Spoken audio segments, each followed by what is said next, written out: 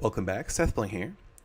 Minecraft Snapshot 13w06a is here, and it only has one new feature really, mostly is bug fixes, but the new feature is a really cool one for map makers. Okay, so what we've got here is your standard falling sand fountain. There's a spawner that spawns falling sand blocks really fast, and the falling sand blocks have the block ID of water, so it looks like water. And so this is, people have made these before. It looks really cool. Now, the new feature allows us to flick this lever and toggle the fountain. This is something that was actually really hard to accomplish before. You can turn it off and on. You can go pretty quickly. It's very cool. The new feature that allows us to do this is Spawner-Minecarts. So here's one. Here's a Spawner-Minecart for the fountain. Here's another one. This one spawns villagers. And you might ask, how do I get a Spawner-Minecart in Minecraft? And the answer is pretty simple. Let me destroy this one. To order to get the other one, I'll just use this other Spawner-Minecart to spawn one. So if I come close enough, there we go. Okay, obviously that's not a very good answer. How did I get that one? But it does show you that you can spawn Spawner-Minecarts using other Spawner-Minecarts, which is essentially the crux of why Spawner-Minecarts are so cool. I mean, yeah, you can have them rolling around on rails and spawning crap everywhere, and that's pretty cool too. But for me, the fact that you can actually spawn Spawner-Minecarts from other spawners is super important.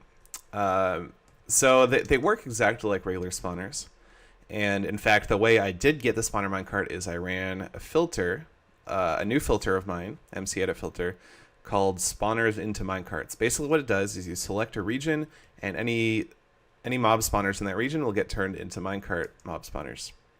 It's really simple to run, and they'll retain all the same properties, stuff like player detection range and entity cap and all that. So what I've got over here is, well, okay, I've got this Spawner-Minecart, and that's what's spawning all of the water blocks here, or falling sand blocks that look like water. If I break it, you'll notice there's a small gap in here. That's because every time I break it,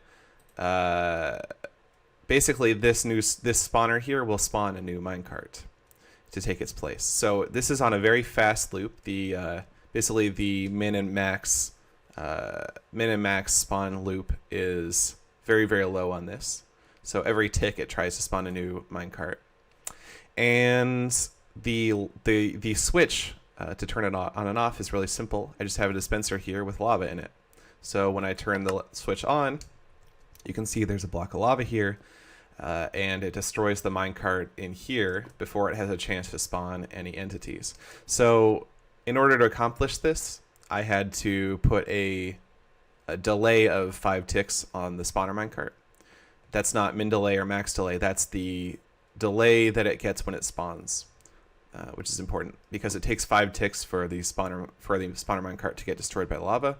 So you have to have a 5-tick delay so that it won't spawn anything before it dies.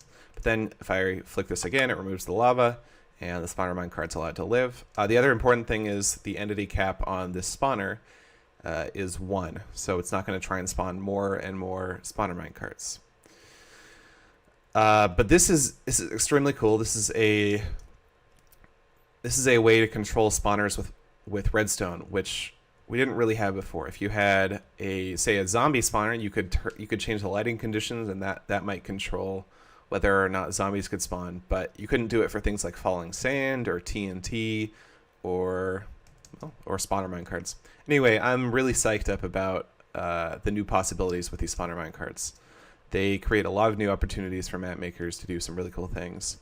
Again, you can download the Spawners into Minecarts filter from the link in the video description off my website. And I've also updated the change spawner properties or set spawner properties filter so that it'll work with Spawner-Minecarts. So you can change all those properties even after you've turned a spawner into a minecart. Really, really cool stuff. I hope you enjoyed, and thanks for watching.